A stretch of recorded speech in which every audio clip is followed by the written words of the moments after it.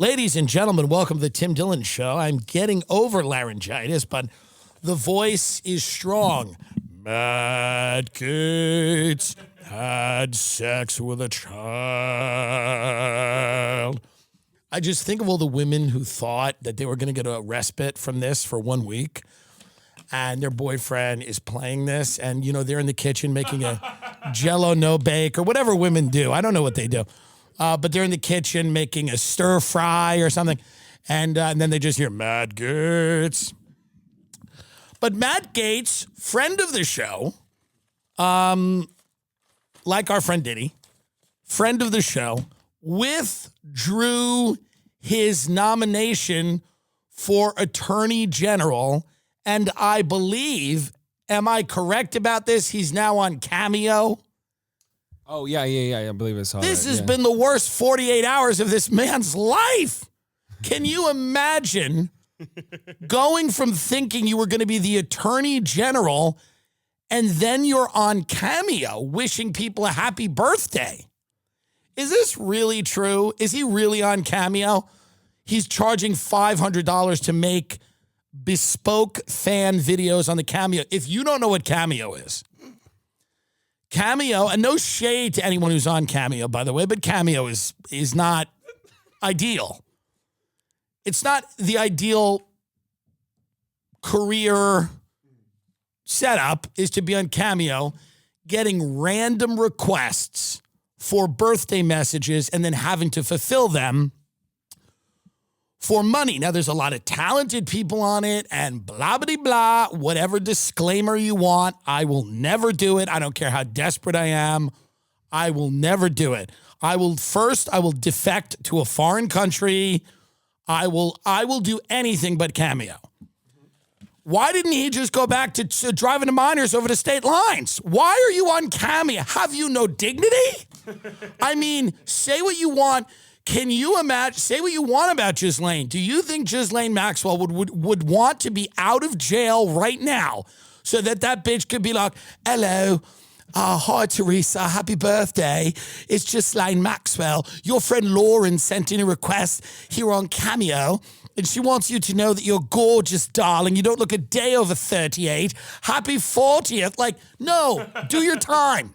Do your time. Sit in the cell. So Matt Gaetz, he has problems, this person, because here's the thing about Matt Gaetz. He's on Cameo. Is this real? Is life real? Is this all real? Yes. I served in Congress. This is his Cameo bio. It says, I served in Congress. Trump nominated me to be U.S. Attorney General. That didn't work out. Once I fired the House Speaker. That was a reference to events in October of last year when Gaetz triggered the historic removal of Kevin McCarthy, a fellow Republican, the first speaker ever ejected by his own party. So now Matt Gaetz, the issue here is that Matt Gaetz has been accused of sex with an underage woman. Trafficking. Yes, trafficking and having parties with women. Sex parties, yeah. And then some of them are underage. One of them was 17, apparently. And they've testified against him in a closed-door session. Correct. And there is an ethics report that Speaker Mike Johnson got them to not release, but there is bad stuff happening. And I've heard from inside sources. I have many sources, folks. This is why you watch this program. Because I provide you not only with commentary, but with inside information that's important. And I have inside sources that say this guy's a little bit of a creep. That is insider. You never would have got that without me. You never would have been able to get it. You would have never been able to ascertain that without me. I have inside sources at the highest level saying this guy might be a little bit of a creep. That's what they're saying at the highest levels. But does he deserve this? Does he deserve Cameo? I'm asking, even as a human trafficking pedophile, perhaps. I don't know, allegedly, whatever. Does he deserve to be on Cameo? There's nothing worse than being on Cameo. It is Really, really bad. And again, no shade to Cameo or anyone who's on it, but take your life first. There's other ways. Kill yourself. And I don't mean that. I mean unalive yourself. Go to the bridge. Go to the thing. Go into the woods. There's a gun in my mouth. I got a gun. Don't do Cameo. Now, are we going to play his cameos right now? I think we should see one This of them. is unreal. This man, and I don't know anything about this. I know very little about him, really. We're going to move on soon to talk about Biden's trying to kill everyone now. He's trying to kill everyone. But before we move on to that, the only person looking forward to a nuclear war with Russia is Matt Gaetz, because then he can get off Cameo. Play one of these, please. Horror. Hey, Toby.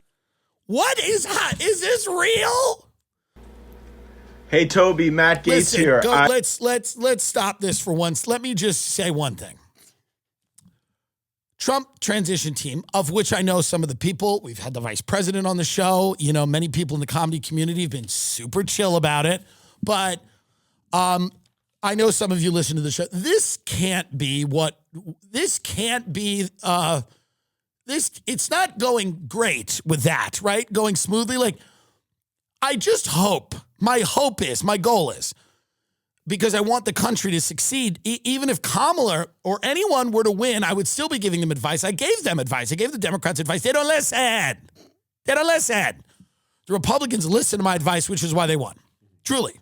In the beginning, they were like, Kamala's a communist. It didn't work. And I'm like, no. She believes in nothing and she doesn't know anything. And then they switched and then they won. Am I saying it's me? No, but it was good advice because she's not a communist. She has no integrity, and I know a lot of communists and they have integrity. They're wrong, but they believe in things. She believes in nothing. So what I'm saying now is that I just don't want a situation where 3 or 4 of the people that have been nominated are on Cameo. Please, God, can we not have 3 or 4 of the nominees end up on Cameo? Please, God, I don't want to see RFK and Tulsi on Cameo, who I think are both very qualified and should be in. I just don't want to see Pete Hegseth on Cameo. The goal of this administration cannot be to deliver nominees directly to Cameo. That can't be it. Cameo is salivating at the slate of people that are up there now. This can't be the way it's supposed to work out. Now, whatever Gaetz has done, and I imagine it's not great. You imagine Gaetz has problems because he's not going back to Congress. He's out. I don't know what he's going to do, but here he is, and we're going to watch his Cameo. And I mean, this is... So this Hey Toby one is a pep talk one, but this holiday one just dropped while we were taping this one. Play the holiday one. It's a holiday episode. What's up, Deb and Terry? This is Matt Gaetz. I wanted to wish you a very special happy Thanksgiving. You've got a terrific son-in-law, Eric, and I know your daughter, Kelly, is very happy, along with Eric, to be there enjoying your terrific cooking in Utah. Thanks for being in the fight. Thanks for backing President Trump and all of our efforts to save the country. It's a time of Thanksgiving, but I'm giving thanks to all the opportunities we have ahead for our country to get our trade policies right, to stop the invasion at our southern border, to get the economy humming. And I have not gotten over the shock and excitement from this election. I thought we were going to win, but I had no idea. By the way, this is crazier than Armie Hammer. This is 48 hours after, he was nominated to be the Attorney General. He's out because of human trafficking, and he's smiling, going, I haven't gotten over the excitement of the election. You're in a room in Florida doing cameos. You thought you were going to be in the administration. This is the craziest. I'm telling you, if you send him money, will he make one right now? We can see if he's online, yeah. See if he's online. If you send him money. Yeah. What would you want the cameo to say? Hi, Tim Dillon. I'm a big fan. Thank you for having J.D. Vance on your show.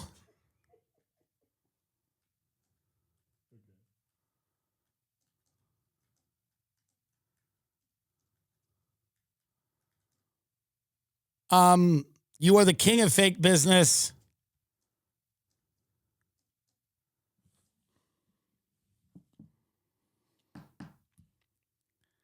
And your show at the Ridgefield Playhouse in Connecticut has been moved to January 23rd because of laryngitis. And your show at the Ridgefield Playhouse in Connecticut has been moved to January 23rd because of laryngitis. Feel better, King. And what do we give him for that? 500? $525. 525. I wish there was a message that you could send saying, we'll give you a G if you do it right now.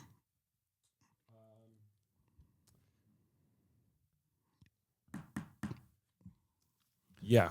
Maybe we can give him a tip. Do you want it public on his profile if he does it? Like he'll absolutely. Okay. Absolutely I want it public on his profile. Are you nuts? What Just do you think? We're doing things in the shadows here? I absolutely want it public on his profile. Yes or yes? I'm telling you right now, it's nothing's cheap out there. Whatever he's going to be involved in, paying people off or whatever, entertainment, whatever he's doing, it ain't cheap. Take the money. He might not do it. He might not do it because he might think that we're mocking him. But what does he care at this point? He wants the money. He needs money. I mean, this is like terrible, what's happened to him. Now, obviously, he's probably a bad person. I don't know. I'm judging him from afar, but I'm hearing from high-level sources, not great. Not ideal. Not great. We're going to move on here, but I'm hoping you interrupt me. I'm praying that you interrupt me with a Matt Gaetz cameo. This is my prayer. This is all I want with life right now is to get a Matt Gaetz cameo. He was going to be our attorney general, and now he's announcing that I've changed my date at the Ridgefield Playhouse to January 23rd. Joseph, no. Oh, hold on. It's $262 if we want it within 24 hours. Do it. Okay. Get it. I want it now.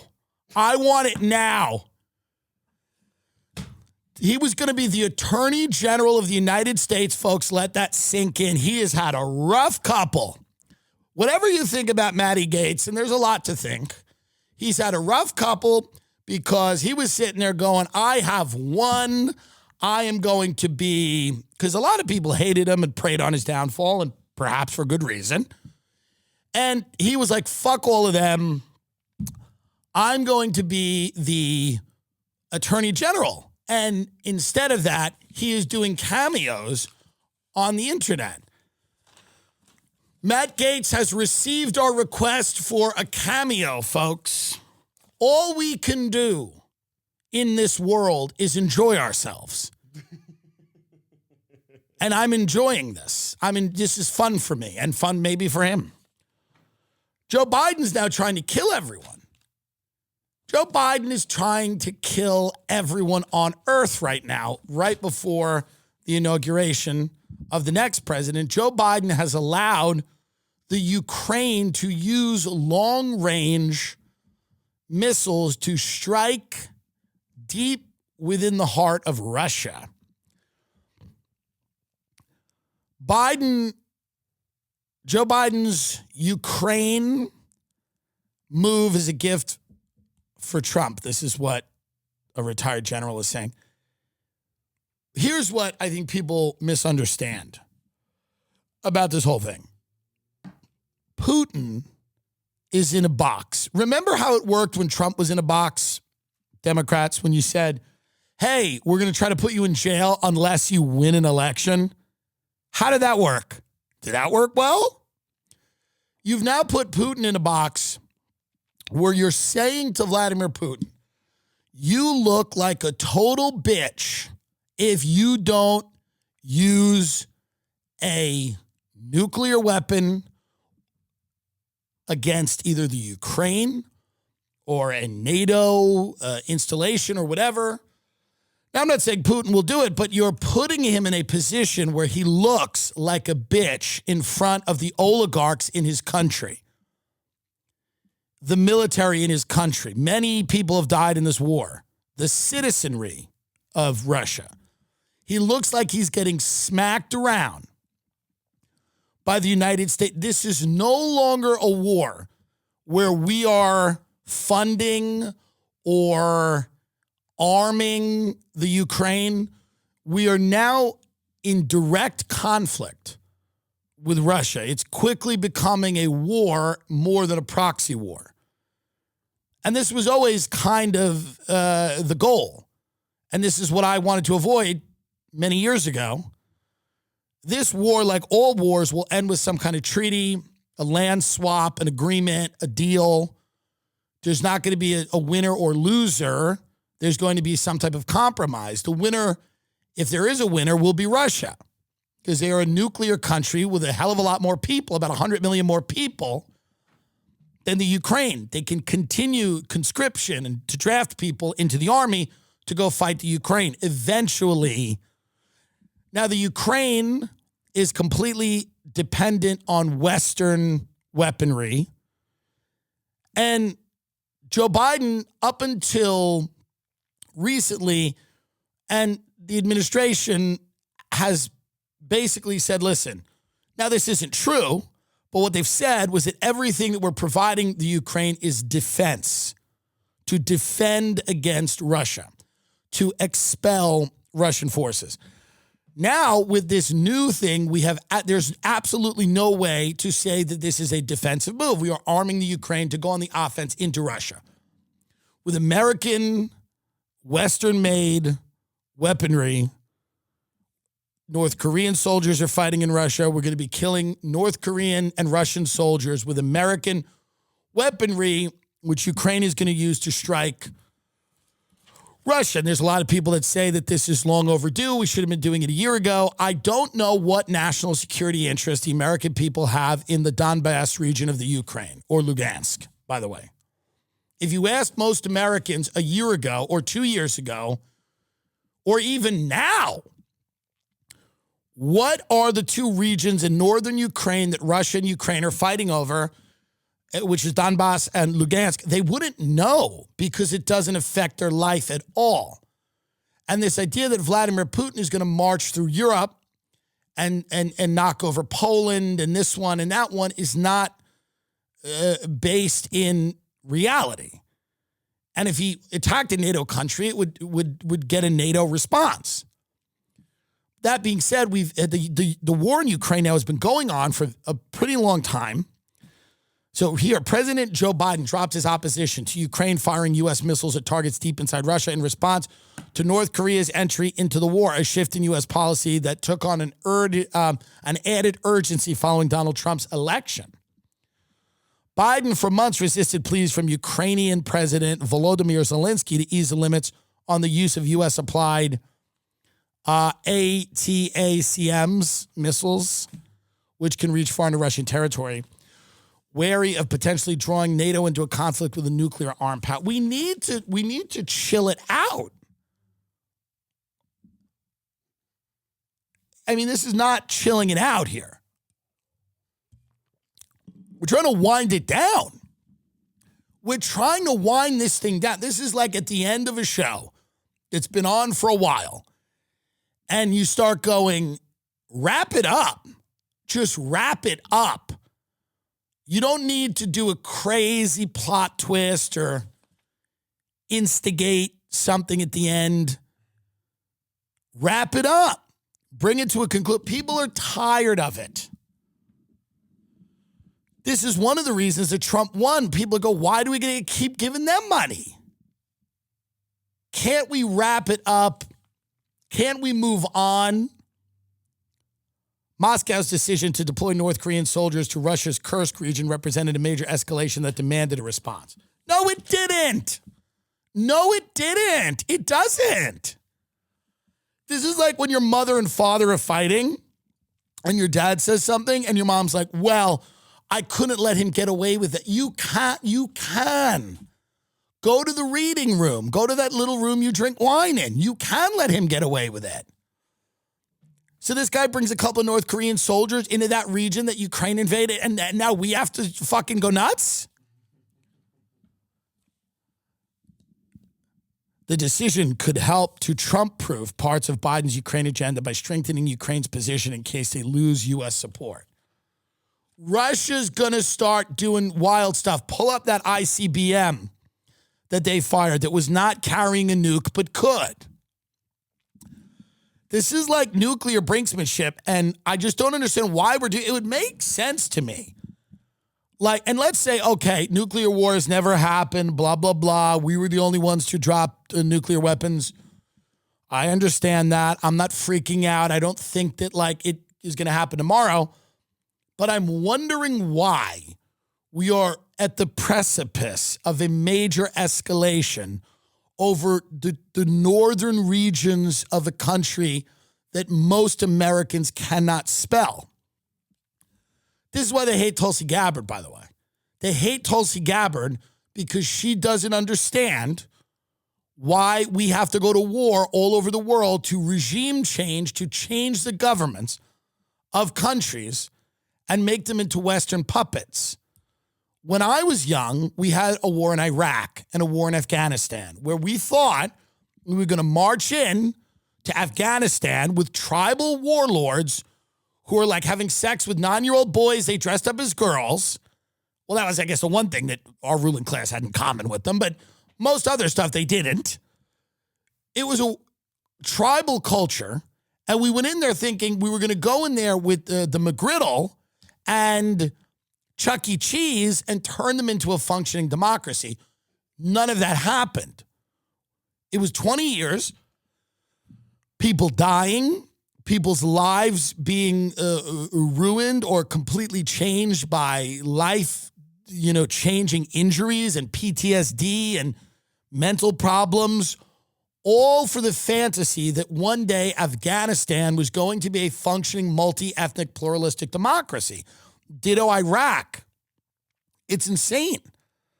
And then with Tulsi Gabbard, the big critique of the Bush administration during that time, and it was from the left, it was from liberals, was like, you got to talk to people. You got to talk to people. You got to engage in diplomacy, multilateral diplomacy, coalition building, lots of countries, get them all on board, figure out a way to do this without going to war, make people talk. Now, when Tulsi Gabbard went and sat down with Assad in Syria, which again was everything that the Democratic Party wanted, they now call her a traitor, or she's a puppet, or she's Putin's lackey or whatever. Aren't we supposed to talk to leaders of countries? Aren't we supposed to try to not go to war? Aren't we supposed to try to resolve things diplomatically? Isn't that the whole point? I'm completely lost as to why everything has to be direct conflict all the time. And anyone that suggests that perhaps, this is a total flip. This is what Republicans were doing in the early 2000s. They were saying, if you are against us or ask any questions, you're a traitor. Now it's what Democrats are doing now. It's almost like we don't even have political parties in this country. We just have a group of people that migrate from the Democratic Party to the Republican Party based on who gives them more of what they want. It's almost like this group of people doesn't have loyalty to a particular political ideology outside of the interests of their financial backers, who happen to sell weapons and run a very profitable machine all over the world. So they'll show up on Fox News and then they'll show up on MSNBC. It doesn't really matter. It's whichever way the winds are blowing. That's an oligarchy. We all know what it is. Bill Kristol will say the Iraq war is a great idea. When the Republicans are all into that, you'll see him on Fox. Then he'll go to MSNBC and go, I hate Trump and I'm a never Trumper and we need to confront Putin. We need to arm Ukraine. We need to go into Iran, which is the new hilarious thing, by the way, this Iranian plot to kill Trump, which is clearly fake. The Iranian CIA wink, wink plot. It's the Iranians. The Iran is trying. Yeah? The Iranian plot. Why would Iran try to, just think about this for a minute. Why would Iran try to kill the candidate who's less likely to go to war with Iran? Why would they kill the guy who's presenting himself as the anti-war candidate? Does that make any sense to anyone? I'm not saying you have to be a political genius. Think about this. Iran, okay? You have Israel and Hamas. You have Israel and Iran. All of the issues happening, it's a democratic administration that is funding Israel and certainly not in any meaningful way backing down Netanyahu or anything. And it's not like Trump is running on this bellicose, I'm going to kill all the mullahs in Iran thing. He says things here and there, but he's presented himself and he's surrounded by people, for the most part, who don't want to go to war.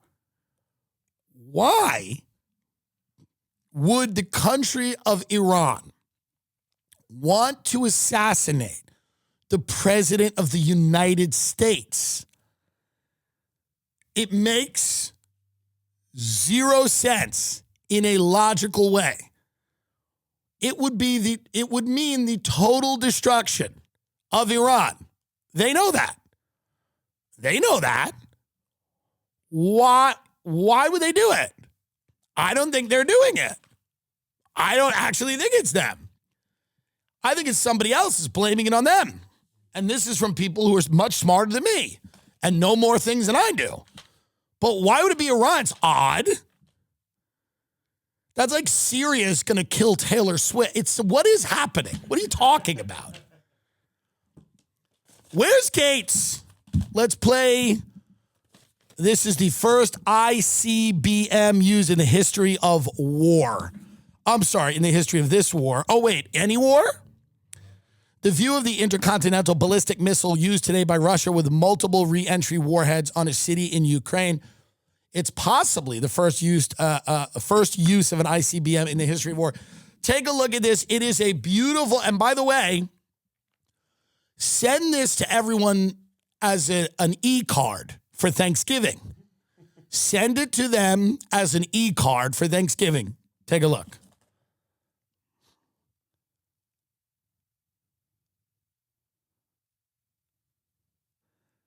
Can you play non-copyrighted holiday music while this happens?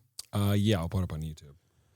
Because I think it's about attitude, and I think it's about the way we present something. I don't think it's about the raw facts. I think it's all the way you look at it. Perspective is reality.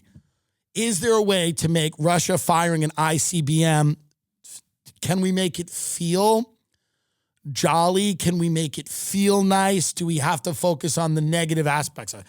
You know, I mean, listen, remember when they were running articles in New York Times going, you know, nuclear war has some benefits and maybe everybody should get over their fear of nuclear war. And we're going to pull that article up in a minute, but they're genuinely sick people who are saying, well, nuclear war maybe wouldn't be the worst thing. So here we're going to play a little non-copyrighted Christmas music. Ooh, I like that. Now get the ICBM up. Well, this is nice. Now it feels like the Christmas show. This doesn't scare me anymore. It feels like a light show for the holidays. Keep playing that missile. I like this missile. This is a holiday missile. This is not a bad missile at all. What if they did it and it lit up the sky with like Frosty the Snowman? It's all about the way you look at it, folks. Nuclear war is a good reset. I think people in this country have decided in small rooms or in forests or wherever they meet and talk that nuclear war is actually a nice reset. It might get rid of a few of you mouth breathers who keep complaining you don't have enough money for canned food. All right, we'll get rid of this. Get that article up. I think it was from the New York Times because it's just a fun article. You have to realize how wild and sick people are. It was basically an article saying, and this was the beginning of, no, it's not about canned food. I appreciate that. No, it's about, I move so quickly, the producer's like, what's going on? No, it's about nuclear war. And it's basically, we talked about it well over a year ago, maybe 2 years ago. Yeah. This one? Well, there's a few of them, but this one's interesting. How concerned should we be about the dangers of nuclear war? Huh. And this is a student opinion. Go down here for a little bit. Yeah, that's Hiroshima and Nagasaki. But there was another one. Okay, so let's go back. We got. It's from many years ago, and it was basically some type of like, I'll try to look for it as well. Like nuclear war, is it bad? Something like that. It was some version of like nuclear war. What gives? The surprising benefits. You know, it was like a weird lifestyle thing, and it might have been the New Yorker. I don't know. Listen, we will find it. We might not find it right now, but like, it was basically this this idea that like, yes, nuclear war is bad. Of course it's bad, but how bad? How bad really is nuclear war? Is it that bad? Is it bad enough where we should try to stop it? Like, it was that kind of article. It was like, oh, should we stop nuclear war? Well, I don't know how it was worded, but it was just very, very funny. And I mean, it's from, I'm going to run a little search here. It's from an old episode. Nuclear war. I'm going to check in on the Gaetz cameo, too. Where is Matt Gaetz? He's never going to get anywhere on Cameo if he's going to be lazy.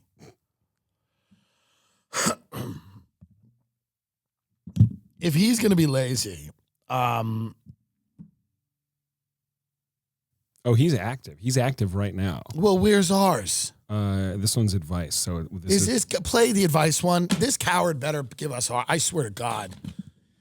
Maybe it was a mistake mentioning my name, but then what? You know, we gave him extra money. he has to return the money if he doesn't do it. I believe so. Yeah. If he doesn't do it, now he's so fucked. He's doing this. If he doesn't do our Cameo, he has to return the money. Play the advice Cameo, please. Hey, Kyle, Well, how do you congratulations. think this one starts? He goes, well, you get him in the car first. That's the most important thing. Chloroform. Hey, Kyle, I like a congratulations. little Christmas music as well with the Gaetz. Can we do that? Just a little light Christmas music? I like a little light holiday music. It makes it more festive. I'll bring it back. Oh, this is that's gonna have a theme though. That's right. another song. Here we go. This one's fine. to Yeah. go. Here we go. It's a little you're snowed in. Yeah. Okay. All okay. right. Now we go to the advice. Here we Yeah. go. Matt Gaetz advice. I hear you made partner at AZA the same day my legal career took a little bit different a turn. My Well- advice, stay loyal to Joe, John, and Todd, and always try That's to correct. screw over Amir and Demo. Best of luck from your SDFJ crew. That's And right. do a good job in the practice of law. I'm going to ask a serious question. How is this guy alive right now? I mean, how is this life? God love him. You know how I feel about lawsuits. I love him. And I love Morgan & Morgan because, number one, their fee is free unless you win, okay? This is the largest personal injury law firm in America. They've recovered over $20 billion for over 500,000 clients. They have 100 offices nationwide and more than 1,000 lawyers. No matter what happens, life is unpredictable. But you can't let people get away with it. You have to get them.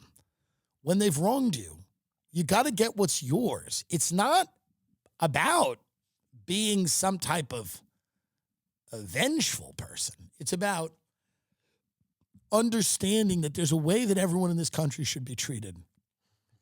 And whether it's a wet floor at a Wendy's, a cup of hot coffee, a mozzarella stick that explodes in your child's face, whatever it is where you have been wronged, you have been injured, happiness, such an ephemeral and fleeting thing, has been robbed from you by a circumstance out of your control, you call Morgan & Morgan. Morgan & Morgan is there to make it right. When a chicken nugget burns your child's leg and they now have a scar for the rest of their life, okay? Like a crack pipe fell and burned their knee. And they have to explain to people for the rest of their life that a chicken nugget burn them like molten lava. Morgan & Morgan will make it right when someone makes a left at an intersection and you can't dance like you used to no more. Morgan & Morgan will make it right. If Starbucks hands you a hot cup of Joe through the drive-thru and you have a third-degree scalding burn, and now the skin on your hand looks like Freddy Krueger, like some type of horror movie, Morgan & Morgan will make it right. If your child injures themselves playing on some type of, jungle gym that hasn't been properly maintained, and now your child is upset, and they have a broken arm, and they're in a little cast, Morgan & Morgan will make it right. If you're ever injured, you can check out Morgan & Morgan. Their fee is free unless they win. For more information, go to forthepeople.com/Tim or dial #law #529 from your cell. That's forthepeople.com/Tim or #law #529 from your cell. This is a paid advertisement. Chew the blue and your cock will be hard. Chew the blue and your cock will be hard. If your cock is soft and you want it to be hard, chew the blue. Blue Chew is an online service that delivers the same active ingredients as Viagra, Cialis, Levitra, but at a fraction of the cost in a chewable form. The process is simple. Sign up at BlueChew.com, consult with one of their licensed medical providers, and once you're approved, you'll receive your prescription within days. They're made in the USA and prepared and shipped directly to your door. The best part, it's all done online. That means no visit to the doctor's office, no awkward conversations, no waiting in line at the pharmacy. You can take them anytime, day or night, so you can plan ahead and be ready when an opportunity arises. If your cock is soft and you want it to be hard, get Blue Chew in the mail. We've got a special deal for our listeners. Try Blue Chew free when you use our promo code TIM at checkout. It's a great way to support the show and support your penis. Just pay $5 shipping. That's BlueChew.com, BlueChew, Chew.com, promo code TIM to receive your first month free. Visit BlueChew.com for more details and important safety information. We thank Blue Chew for sponsoring this podcast. Is Army Hammer on Cameo? Oh, man. I want Army in this studio, by the way. Will Army do an interview with us, a long-form interview? I feel like he could. Email him, please, because Scott Galloway apparently has got a lot of better things to do at F1. And I'll tell you this right now, I'm a little sick of F1. Can I say that?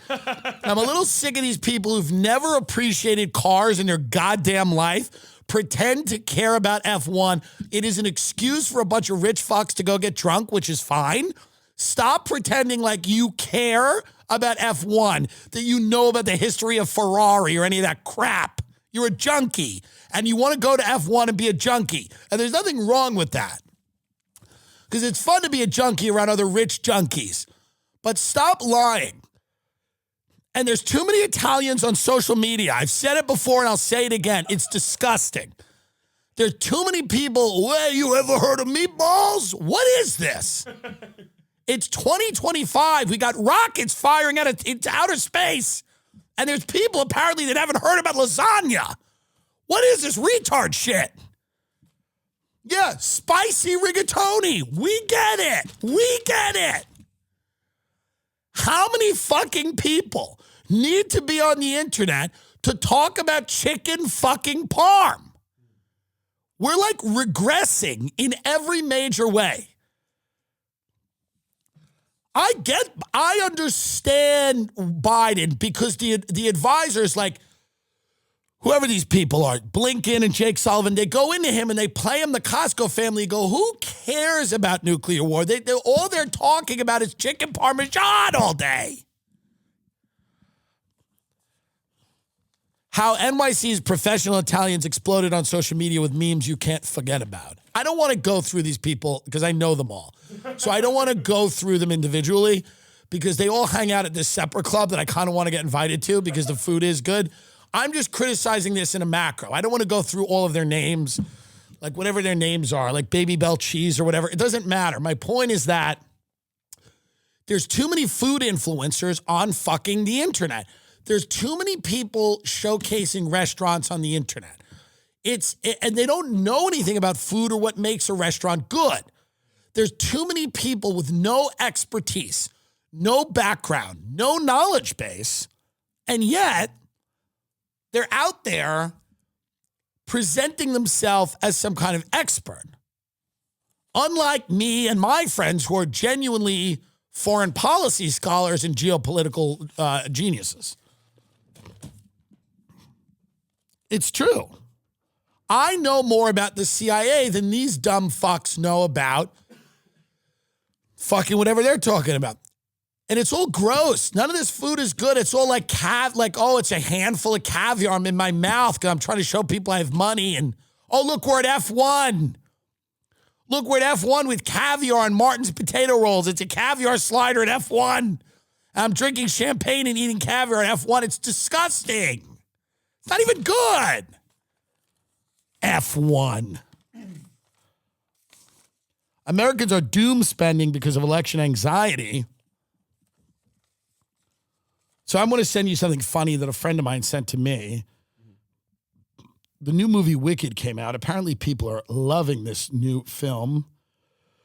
Wicked, which, it's a good Broadway show. I, of course, remember the era of Broadway when it was better. But I will say that Wicked is good. And, it's not Les Miserables or Phantom or any of that. But it is, it's good. And they did a movie about this. I'm sending this to you on Instagram. And I guess these are the people in the Wicked movie. But apparently, I don't know. Apparently the movie Wicked is the song Defying Gravity, which is a good song, is about, now it's about, I don't know. Now it's about more than just witches. It's about a lot of things.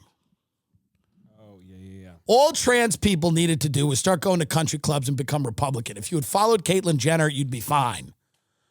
Stop with the blue hair and the communism. Truly.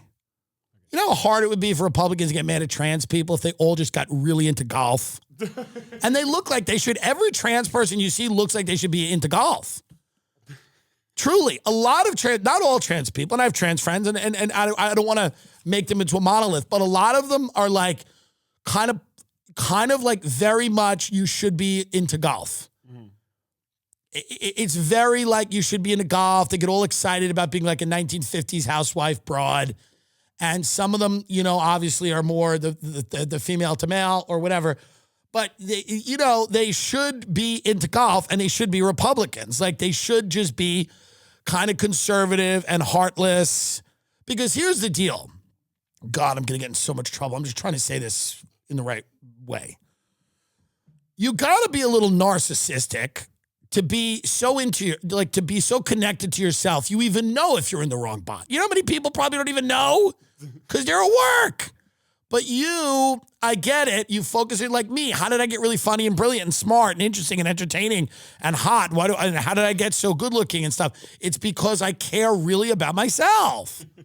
I care about the product I get. You can't care about the product and also then be Gandhi. That's why when all these celebrities go, they pop off about politics. Like, oh, I know you. And I don't mean pop off like they can't have opinions. I mean pop off like when you're on this moral high ground and you pretend that all you've ever done is care about other people. It's impossible to get really good at something and to market yourself and to deliver consistent product. You can't do that and then also be the greatest person in the world and think only about others. You're not thinking only about climate change. So trans people, God love you, but you're into yourself enough to have figured out that you're in the wrong body. I think you could be a Republican. I don't think it's a natural fit for you to be, you clearly like gender normative behavior. You clearly have thought about yourself. Many of you have the body, kind of a pudgy woman, man, in the middle. What if all these pudgy non-binaries started a golf club at their colleges instead of screaming and yelling about Gaza, which is sad, and I've said that. I'm against it. It's bad. But instead of doing that, what if you started a golf club and started talking about the legacy of Reagan? What if trans people started playing golf and started saying, Reagan didn't give you AIDS, stop blaming him? What I mean is throw people for a loop. Well, if I see a portly, non-binary, they, them energy with the blue hair, and they start going on and on about the Gaza and the communism. I'm like, oh my God, I get it. But what if they started talking about how great William F. Buckley was? That's what is needed. Ideological diversity is what's needed. Don't line up. It's boring in life to line up directly behind. Stop seeing yourself the way that everybody sees you. Start projecting an image. There's no reason these they thems cannot get their regular hair color back, hit the links, and start talking about fiscal responsibility. I'm non-binary except at the bank when it's very binary. Win or lose. I want capitalist, non-binary people. It would throw people for a loop. Throw in Israel has the right to defend themselves every now and then. Just throw it in. Throw it into conversation. I'm trying to help you how to win friends and influence people.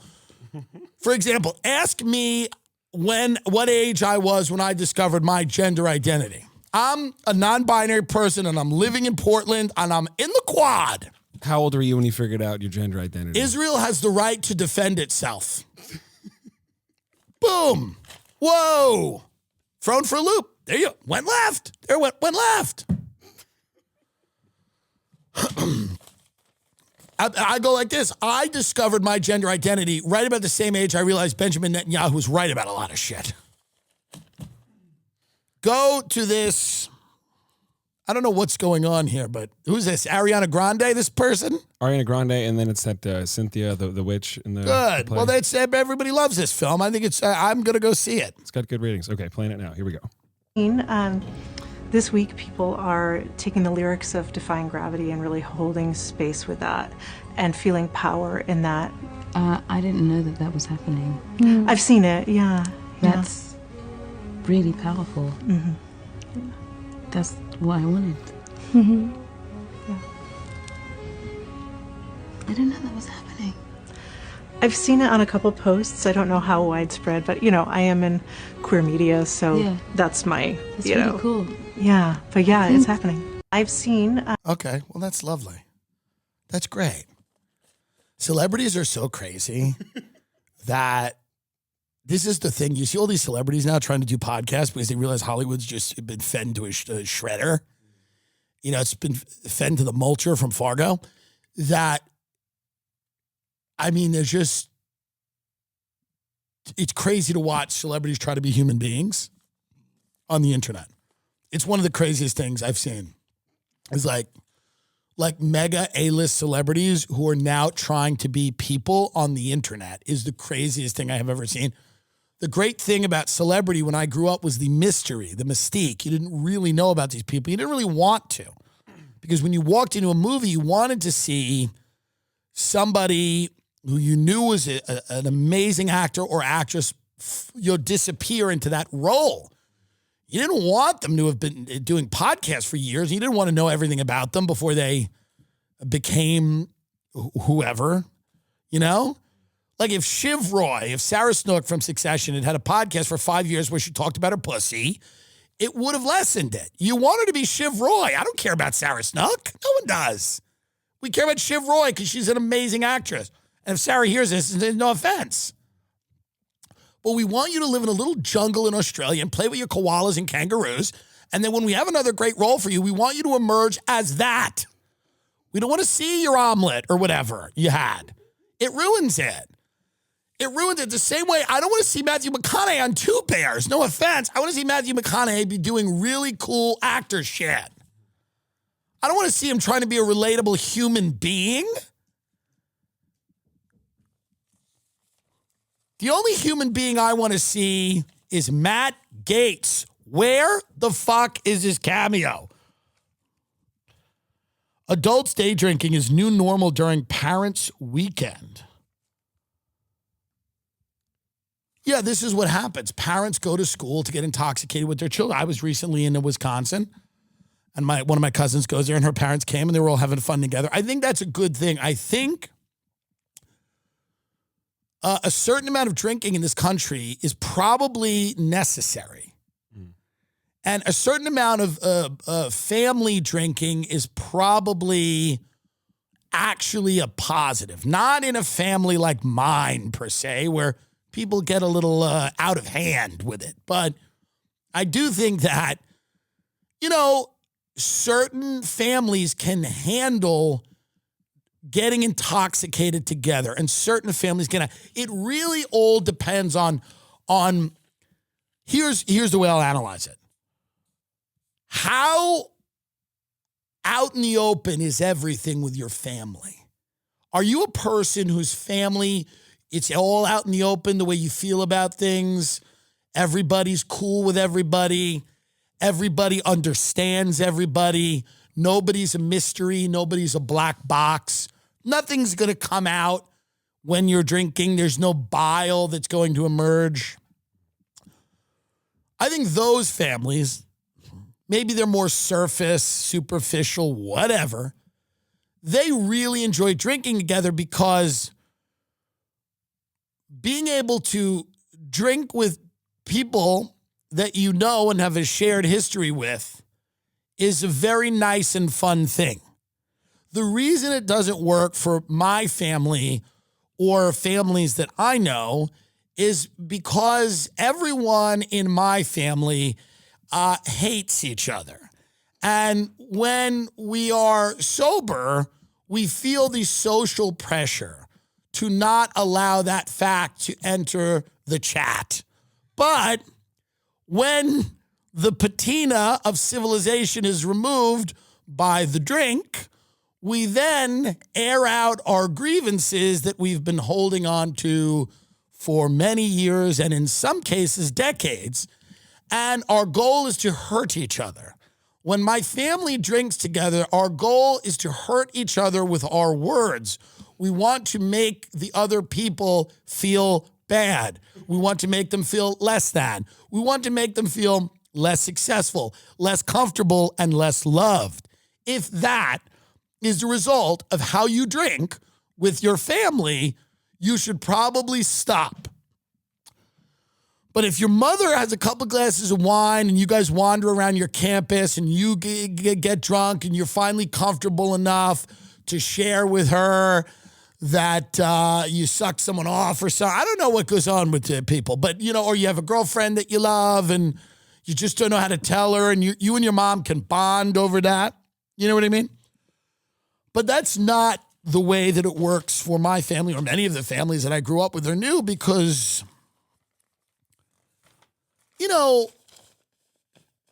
the drinking that was done in the places where I lived and come from was done to anesthetize. It was done to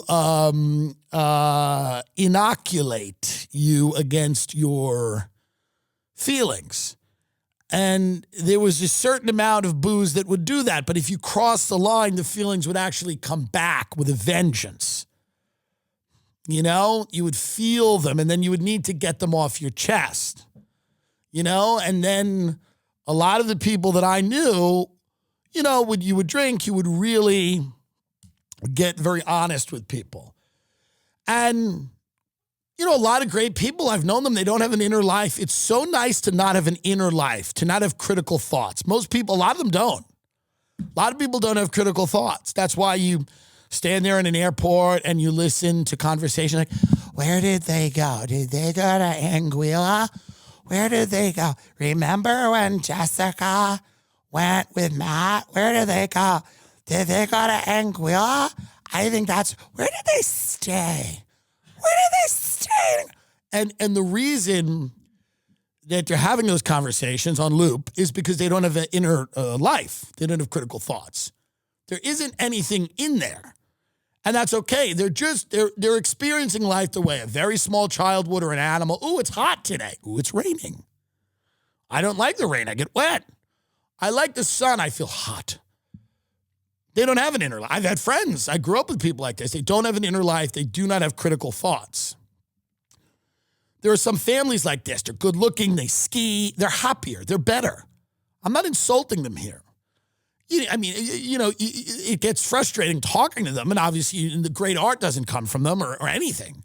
Great anything doesn't come from them. Except you do have a really good group of people to get drunk with because there's nothing in there that's going to come out that's going to scare anyone. It is a very surface level, nice thing. Let's go skiing. Everybody's kind of in good shape. Everybody loves each other. But my family, when we really start drinking, people want to destroy each other. Not only each other in the present, but in the past. They want to destroy people's sense of history. They want to, we're Irish. So we start telling you that dead people hate you.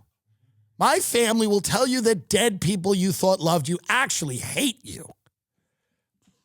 That's the difference. It's very different than a family that's like, well, the slopes were beautiful today. It was like cutting through, and then you're all sitting there in the lodge and, maybe your dad shows a TikTok video and you're all giggling and what's going on in this world? And it's fun and it's nice. But when my family drinks, there's a different thing. We start litigating our own history. We start trying to assign blame. We start trying to transfer our feelings of dread and meaninglessness and hatred and hostility. We start trying to put them on people. We want to make people wear them. We want people to go to bed with a sense of that they're dislocated from anything meaningful. We want them to be in pain in a black box of envy and horror. We want them to have an existential crisis. That's the goal of my family's drinking. It's not to play a game night. Your families play games with each other. Oh, it's game night. That's not what we do. The drinking is to allow us the power to try to destroy you in front of your children.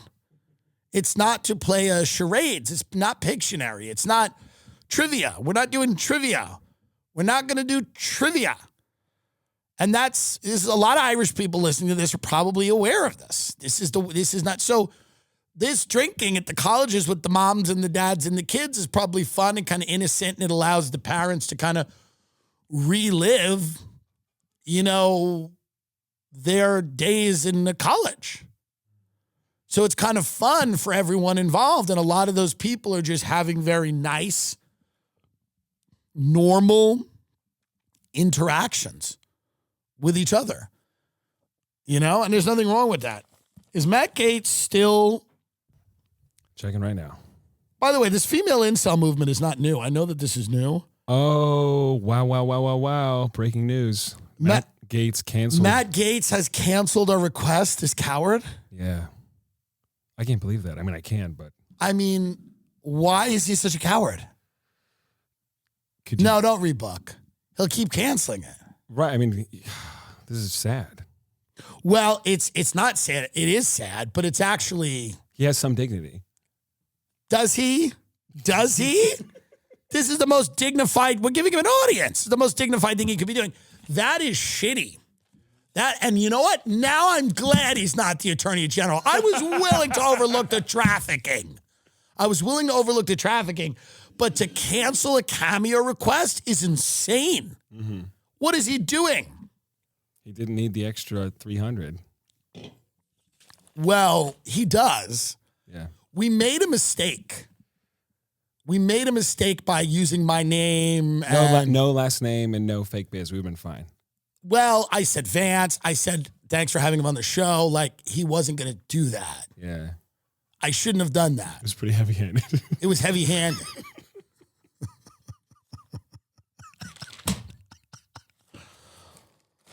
Hindsight. 2020. Now we know. God, you see clear in the hindsight, do you not? Female 4B movement could change America. The female movement in Korea, no marriage, no dating, no birthing, and no sex. By the way, this female incel movement is not new to America. Mm-hmm. I'm a wine mom. I'm such a grandma. It's wine o'clock. I don't want to go out. I don't want to talk to people. There's a lot of people that are very popular now because they're very attractive, and that, females are having parasocial relationships with them because there is an incel strain with a lot of these female women. And some of these women are miserable and they're sitting in this data entry office and they're just typing things and they see these attractive people and they have a parasocial relationship with them. So I know this is a new one in Korea, but it is in America too. My cousin and her friends are not alone. Across Korea, young women are swearing off men, influenced by the 4B movement, a radical feminist campaign that originated in Korea in the 2010s. The 4Bs are no marriage, no dating, no birthing, and no sex.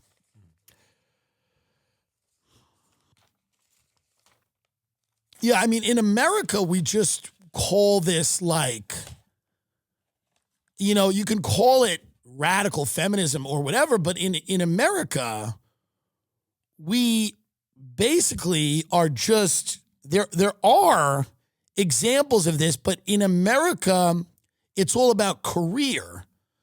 So it's about prioritizing career. And by the way, men too. America is such a money-obsessed, status-obsessed culture that people are told to prioritize their career and their financial well-being. And women are being told this. Women are now being told it. Years ago, they weren't. But they're being told to prioritize financial well-being and career success over more traditional, perhaps arguably, in my estimation, more meaningful relationships with family and community. But we have de-emphasized the idea of family and community as roots to happiness, and we have elevated status and wealth as the roots to happiness. All of our reality shows are primarily about people that are rich or who are getting richer. They're not about people that live in a community that enjoy it. They're not about people that have lasting and meaningful social bonds. That doesn't make anyone any money.